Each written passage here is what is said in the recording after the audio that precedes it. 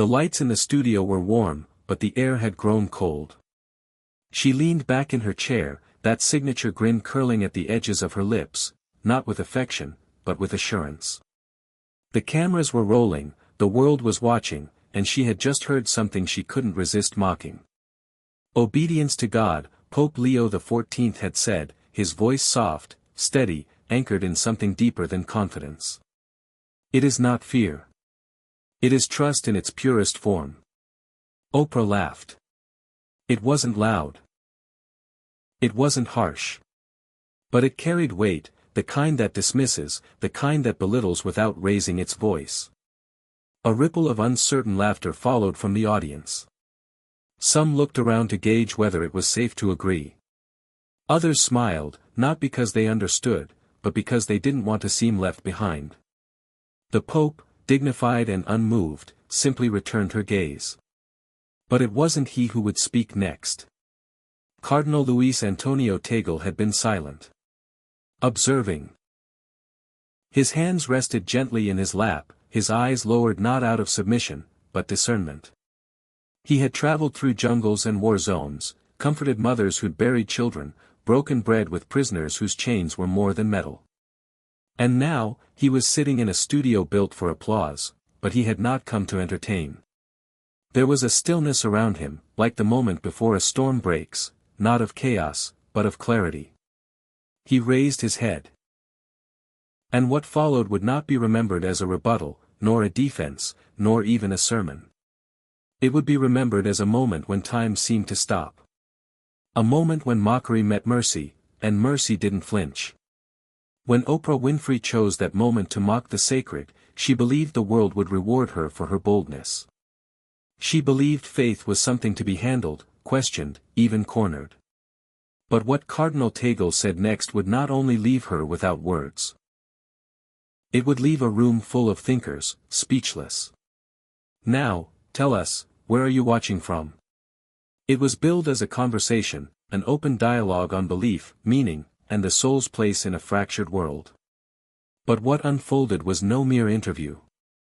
It was the slow, silent detonation of two worldviews colliding under the hum of studio lights. Los Angeles. The heart of image. The capital of charisma. The global broadcast had drawn in viewers from every continent. In studio seats sat influencers, thinkers, artists, even politicians, eager not only to listen but to be seen listening.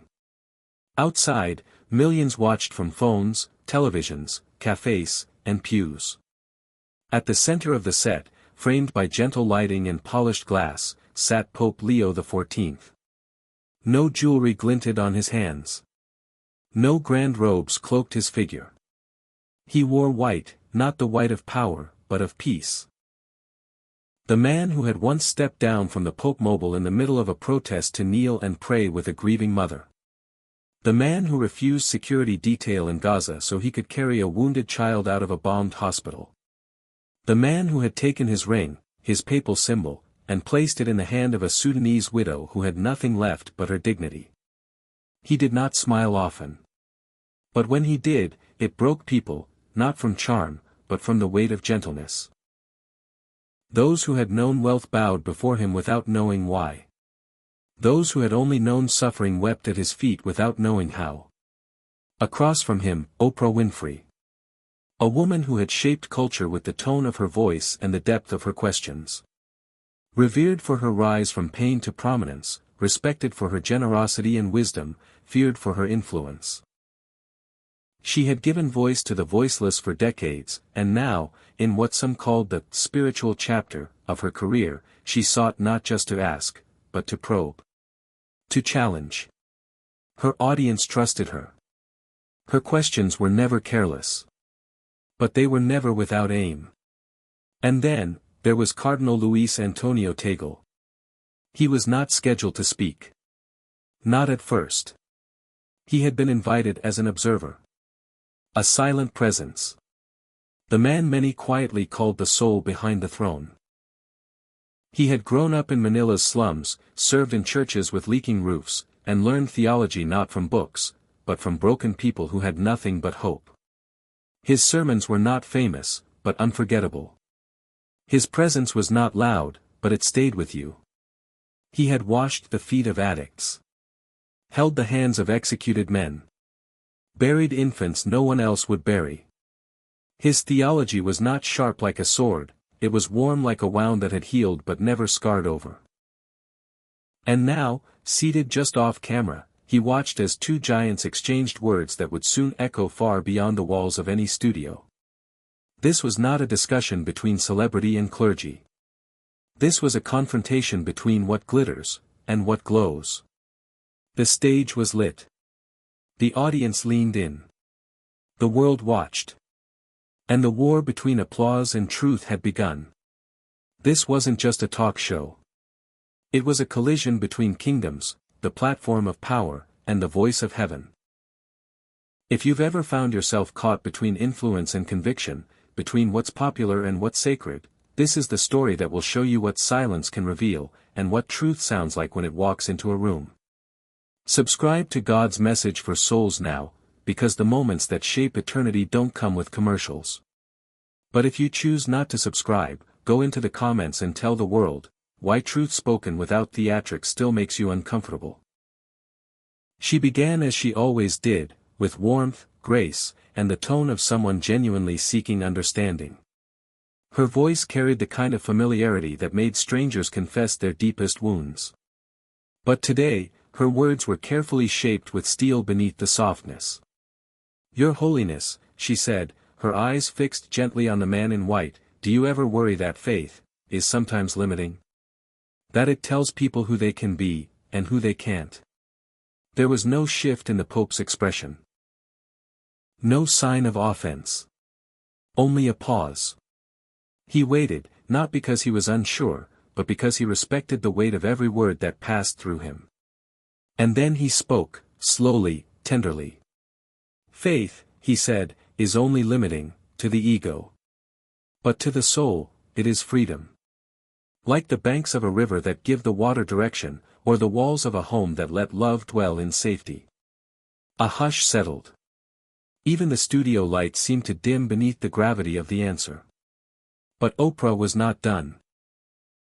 She leaned forward, folding her hands, her smile just wide enough to signal both charm and challenge. "Do you really believe," she asked, "that a loving God would ever deny someone their truth?" There was a slight murmur in the audience, as if her words had touched a nerve they didn't know was exposed. It was the question many had carried in silence. The kind that sits behind tears in the night. The kind that defends choices made in defiance of guilt. The Pope's hands rested in his lap. His gaze lifted, not at her, but past her, as if speaking not only to the room, but to every searching heart watching from far away. "A compass," he said, "does not deny the traveler their truth. It simply points north. A lighthouse does not judge the storm. It just reminds the ship that there is a shore. And a seed," he added softly, "does not resist the soil, it surrenders to it, if it ever hopes to become a tree." There was no applause. Not yet. The words hung in the air, suspended between reverence and resistance. And while the world heard the Pope's metaphors, one man was watching the soil beneath them. Cardinal Tagle had not shifted. His fingers remained folded, his shoulders relaxed. But his eyes had narrowed, just slightly. Not in suspicion, but in discernment.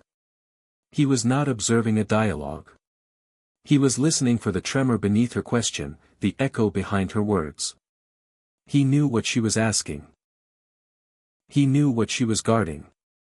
And he knew, with painful clarity, that the next moment would not be a question, it would be a strike. For now, though, she was patient. She smiled, nodded slowly, and allowed the weight of his answer to settle. But the kindness was thinning. Behind her grace, there was an edge being sharpened. Still, the Pope remained unmoved. And Cardinal Tagle continued to wait, not to speak, but to strike with truth when the moment called for it. Not a second before. If you've ever been in a room where truth made the air too thick to breathe, if you've ever watched a battle that no one else could see, where the sharpest weapon was silence, then you know this moment. And if you can feel it now, then this is where you belong. Subscribe to God's message for souls, not for stories, but for awakenings. But if you won't, step into the comments and tell us, why does it trouble you, when truth doesn't flinch? The warmth in her voice had cooled.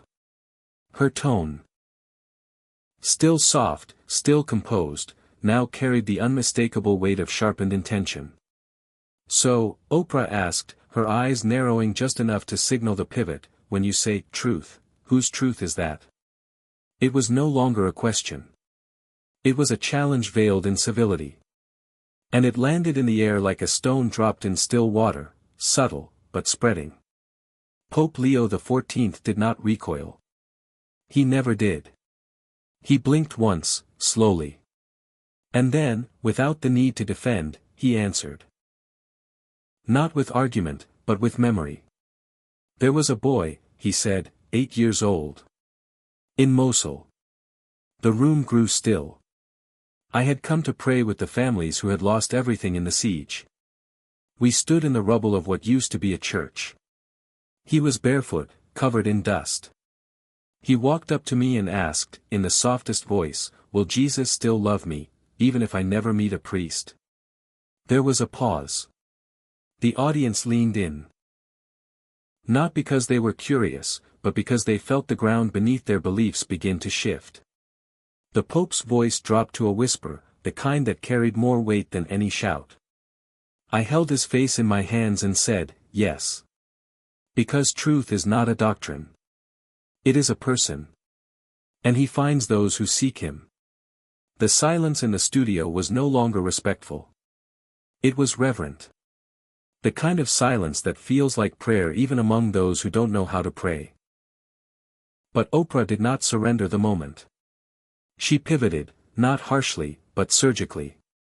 But isn't that still control, she asked. Isn't that truth still, yours? Still belonging only to your church? The question was not spoken in arrogance. It was spoken in assumption, an unshakable belief that truth, to be fair, must be fluid. For the first time, the Pope looked down, not in retreat, but in sorrow. He said nothing. And then, from the side, came a voice. May I speak? It was low, nearly a whisper. But it stopped the air. Oprah turned. Her brow lifted, more from surprise than resistance. She nodded. And Cardinal Tagle leaned forward, not like a man about to confront, but like one about to carry something sacred into a room that didn't yet know it needed to kneel. I have buried children, he began, in slums where even death is anonymous. I have stood beside mothers, dying in childbirth, who whispered their last breath into heaven, asking only that their babies live long enough to hear the name of Jesus. He paused. The air tightened. They didn't need permission to cry to God. They didn't wait for the church to give them language. In that moment, there were no walls. No dogmas. Only the raw ache of a soul reaching for its creator. He looked toward Oprah, not confrontational, but steady. The way a mountain looks at the wind. We don't own truth, he said. But we are called to carry it. Not like chains. But like water to the thirsty. And for a flicker, a single flicker, something in her countenance faltered. Because mercy had entered the room, and it did not ask permission. If you have ever questioned what gives words their power, if you have ever wondered why some truths soften the proud while hardening the shallow, then hear this, it is not the voice that carries truth, but the life behind the voice. And if you felt that here, then subscribe now to God's message for souls. But if something in you resists, if something clenches at words spoken without anger but full of fire, then go to the comments, and confess, why does truth offered without demand still threaten you? There was a shift, not in the lighting, not in the set, but in the room itself. Something unspoken had begun to rise. The air was heavier now, not with discomfort, but with consequence. Questions were no longer academic. Words were no longer safe. Oprah's shoulders straightened. She was no longer hiding behind curiosity. She stepped forward with the full weight of her voice. "So, are you saying that those who believe differently," she asked, her voice steady, sharpened by clarity, "are lost?" There it was. The question beneath all the others. Not just hers. The question of an age that wants salvation without submission, meaning without anchors, love without law. A long silence followed. Cardinal Tagle didn't flinch. His hands, still folded, slowly opened on his lap. His eyes never left hers. But when he answered, his voice carried something ancient, like it had passed through centuries of martyrs to reach this microphone. "No," he said gently. "I am not saying they are lost. A beat. But I am saying, truth is not multiple choice." His tone did not rise. But its gravity deepened. "Truth," he said, "is not a mirror we bend to flatter ourselves. It is a window we look through. To see something beyond us. Something unchanging. Something merciful enough to wound us, in order to heal us." A few heads turned in the audience. A cameraman's hand froze mid-adjustment. The laughter that had once lingered now fled the room entirely. Oprah blinked slowly, her eyes narrowing just enough to signal she wasn't finished. "So," she said with a slight smirk, "isn't that arrogant? To say your truth is the only truth?" The question echoed, not just in the studio, but across the minds of viewers around the world, those who had quietly traded conviction for tolerance, clarity for comfort. And still, Cardinal Tagle did not raise his voice. He simply breathed in, then answered. "You call it arrogance," he said. "I call it standing beside the broken, when it's not popular." His voice tightened, not with anger, but with memory. "There was a soldier," he said, "dying on blood-soaked sand. I had been called in the middle of the night. No name on his uniform. No one knew his religion. He couldn't speak. But he looked at me, with terror in his eyes. And then he reached out, and grabbed my hand." Cardinal Tagle's voice caught, just for a moment. "I held him. I whispered, 'Call on him. He hears you.' And with his final breath, he mouthed the name of Jesus." Silence. Not the awkward kind. The sacred kind. The kind that only appears when everyone in the room senses they've been standing too long on the edge of something holy. No one moved. Not Oprah. Not the audience. Not the world watching. Because in that one moment, a man the cameras hadn't seen, forgotten by the world, buried in sand, became more real than the set, the stage, or the applause. No degree. No theology. Just one name, and one truth that would not bend to circumstance. And still, no pride came from Tagle's voice. Only sorrow. Only reverence. Only the weight of a man who had watched too many slip into eternity unprepared. If you've ever wondered what truth looks like when it bleeds, when it weeps, when it kneels beside the dying and still refuses to lie, then hear this: truth is not cruel because it draws a line. It is merciful because it refuses to erase it. And if that moved something in you, then subscribe now to God's message for souls, because you were made for more than applause. You were made for truth. But if you won't, go to the comments. And be honest, why does humility threaten you more than certainty? Why does a dying man's last prayer disturb your peace more than 1,000 claps? She wasn't finished. The silence that had settled in the room was thick, but Oprah pressed forward, not with aggression, but with insistence. Her voice was measured, her posture poised. But something behind her tone betrayed what she would never admit: unease. "But isn't the church," she asked, "just adapting to survive?" The implication was clear. That tradition was crumbling. That relevance had replaced revelation. That maybe, the men across from her were relics draped in robes, clinging to truths too brittle to withstand the times. Cardinal Tagle turned his head, slowly. Not in offense. Not even in surprise.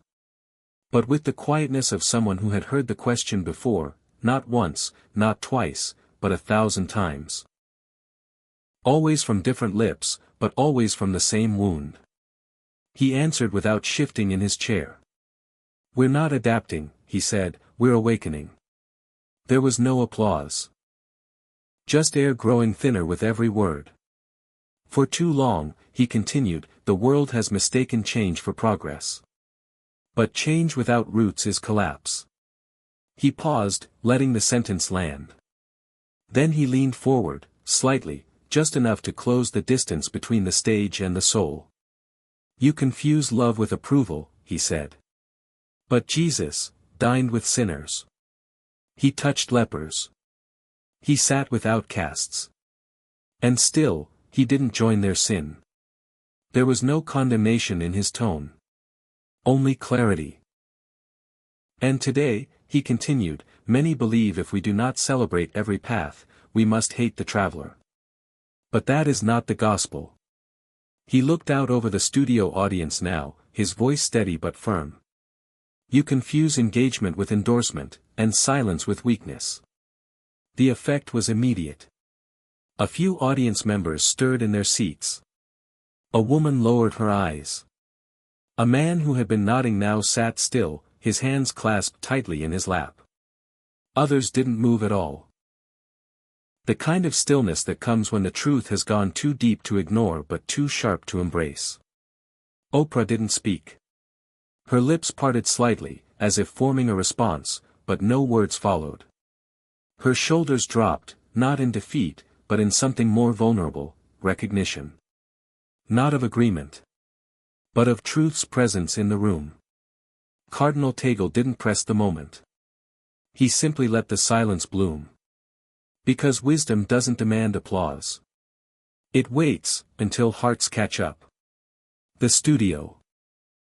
Designed for laughter, applause, spectacle, had become a sanctuary. And no one had expected it. In that stillness, viewers around the world sat breathless in front of screens. Not because they were told to. But because their souls had been spoken to, and they knew it. If you've ever mistaken silence for surrender, or mercy for compromise, this moment is your mirror. If you're still listening, if your heart is still open, then subscribe to God's message for souls. But if you won't, if you'd rather stay safe behind vague truths and soft applause, then go to the comments, and say it plainly. Why does the sound of conviction spoken in gentleness shake you more than a shout of rebellion? He didn't speak again to Oprah.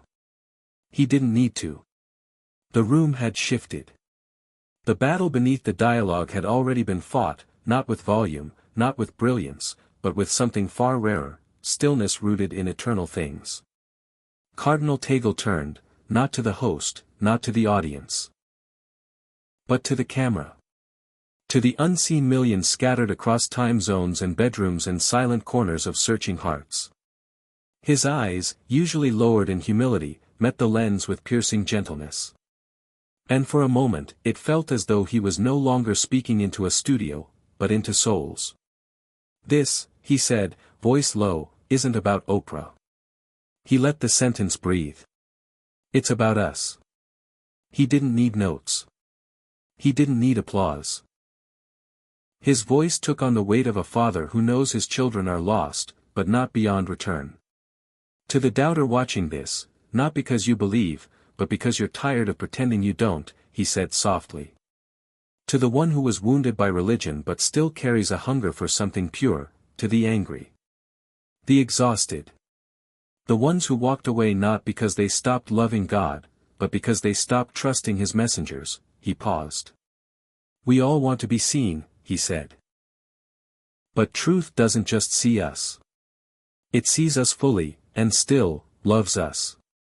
There was no spotlight now. Only light. The kind of light that finds those curled in the dark, not to expose them, but to gently ask, "Are you ready to come home?" His tone deepened, not with sadness, but with urgency. "We don't need more influencers," he said. "We need more intercessors. More people who don't just perform goodness, but carry it. In silence. In sacrifice. In secret. He folded his hands again. Not in formality, but in prayer. And to you, he said, voice near a whisper, may your heart be stirred, not to debate, but to return. A silence settled, not of confusion, but of conviction. The kind of silence that doesn't demand a reply, only a decision. And now, if your soul is still listening, if anything in you ached as he spoke, then know this, you are not alone.